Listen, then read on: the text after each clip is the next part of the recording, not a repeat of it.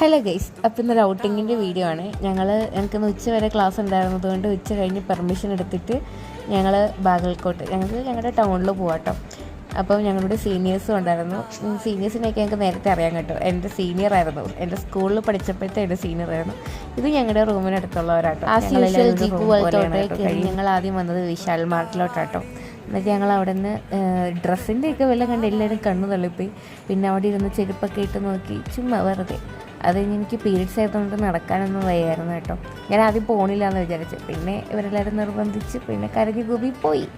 അത് കഴിഞ്ഞ് നടന്ന് ഞങ്ങളുടെ അടുത്തത് എവിടെയാണ് പോയി. ഞങ്ങൾ എന്നിട്ട് ഒരു കോഴിക്കോടുകാർ നടത്തുന്ന ഒരു ബേക്കറി ഉണ്ട് കേട്ടോ ഇവിടെ, മഹാറാണി എന്ന് പറഞ്ഞ്. നല്ല ബേക്കറി ആയിരുന്നു. കാരണം എനിക്ക് അവിടുത്തെ പപ്സ് ഭയങ്കരമായിട്ട് ഇഷ്ടപ്പെട്ടു.